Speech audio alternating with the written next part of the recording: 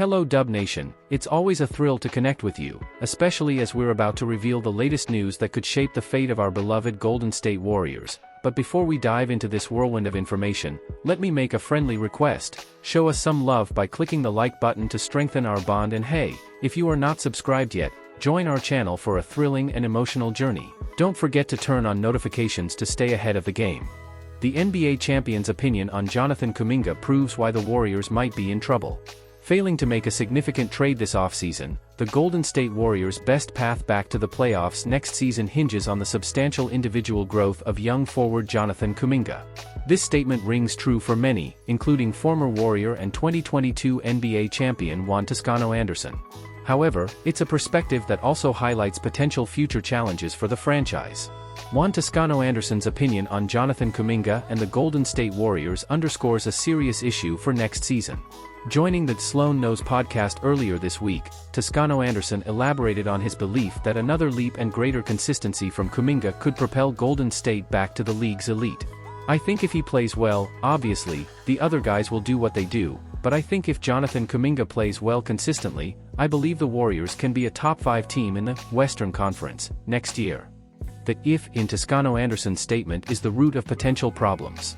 Of course, any predictions for the upcoming season are wrapped in ifs and buts, but for a franchise that should be prioritizing the remaining prime years of their greatest player ever, Stephen Curry, they should seek more certainty than relying on a 21-year-old who finished the season out of the starting lineup.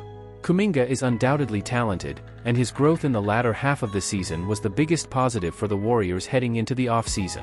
The former 7th overall pick averaged 18.6 points on 54.3% shooting over 43 games from January 1 onward, with a very real possibility that he could become a genuine second star next season.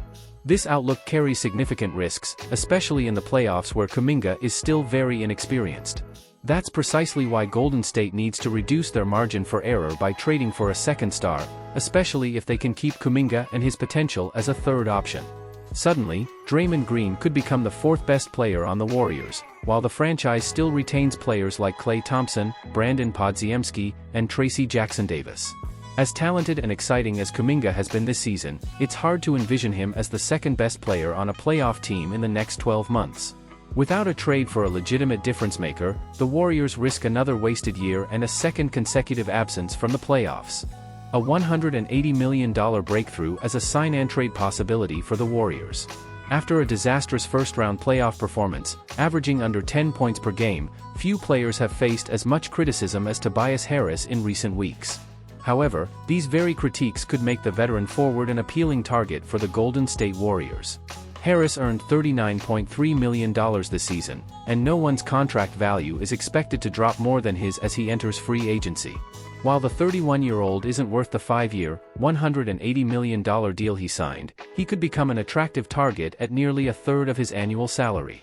Philadelphia 76ers forward Tobias Harris might become a potential sign-and-trade target for the Golden State Warriors in the coming weeks. There's a dream scenario where Harris could be obtained by the Warriors using the taxpayer mid-level exception, but it's unlikely his value will drop below $6 million per year. However, this doesn't mean their chances of acquiring Harris are completely lost, depending on their level of interest. In a recent episode of the Warriors Plus Minus podcast, Tim Kawakami of The Athletic suggested that Golden State could pursue a sign-and-trade for Harris as soon as free agency begins next month. There's a potential way to do this. They, the 76ers, don't want him. This is a way for them to get players back for someone they no longer want. He's a guy who could help the Warriors. In theory, the Warriors could trade Gary Payton II and Moses Moody for Harris, who could then sign a multi-year deal worth around $14 million per season. This would depend on Payton opting into his $9.1 million player option by June 19, although Golden State could alternatively secure Kevin Looney's entire $8 million contract and use it in the trade. Harris averaged 17.2 points, 6.5 rebounds, and 3.1 assists with the 76ers this season, shooting 48.7% from the floor and 35.3% from three-point range.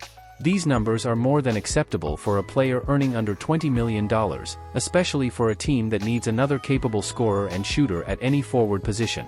Harris could add even more flexibility to a frontcourt that includes Andrew Wiggins, Draymond Green, and Jonathan Kuminga, potentially making one of this trio more dispensable in another trade later in the offseason.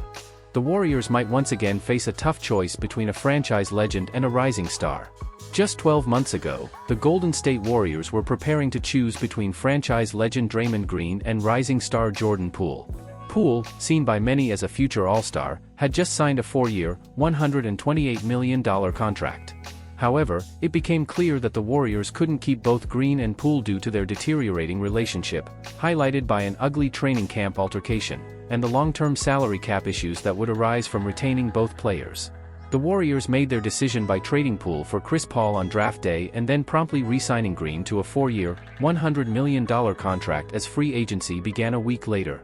They prioritized the franchise legend then, so what will they do in a similar situation this offseason?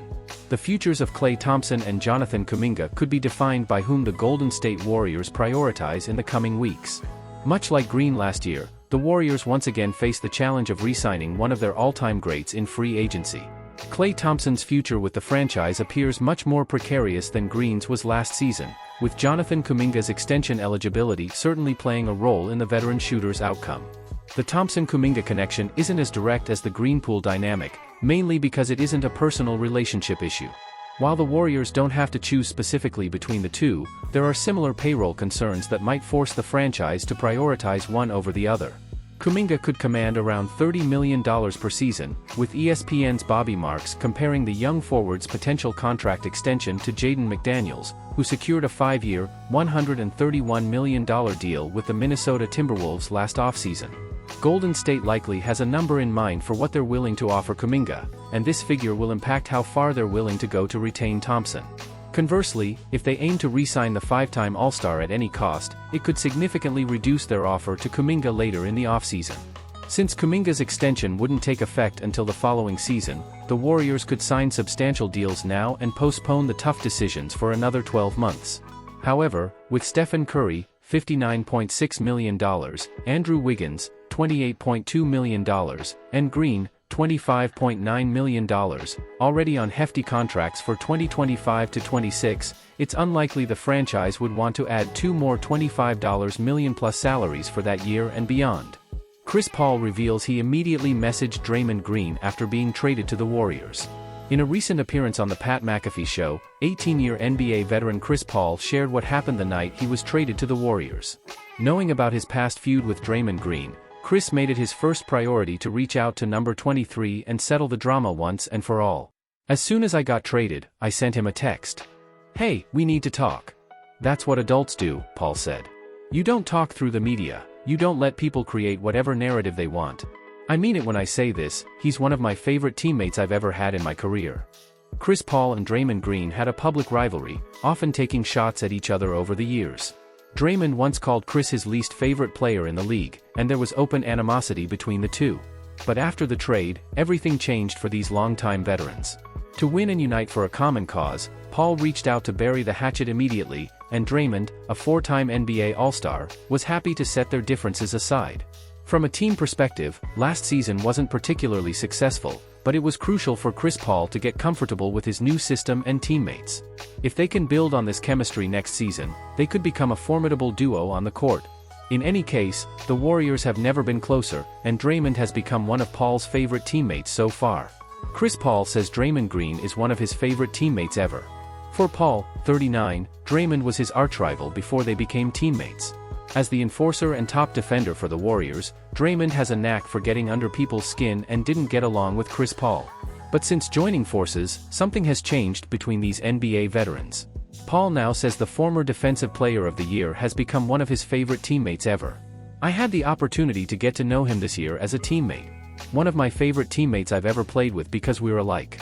When it comes to competitive edge, he wants to win, and that's not for everyone." The Warriors acquired Chris Paul last summer as part of the trade that sent Jordan Poole to the Washington Wizards. Although Paul averaged just 9.2 points, 6.8 assists, and 3.9 rebounds per game off the bench, he was a crucial leader both on and off the court. Heading into next season, which could be his last, Paul will have a similar role on a Warriors team desperately trying to overcome recent struggles. With no easy path ahead, it remains to be seen how, or if, the Warriors can return to championship contention. For better or worse, Paul is committed to seeing this journey through and still firmly believes in what they can achieve.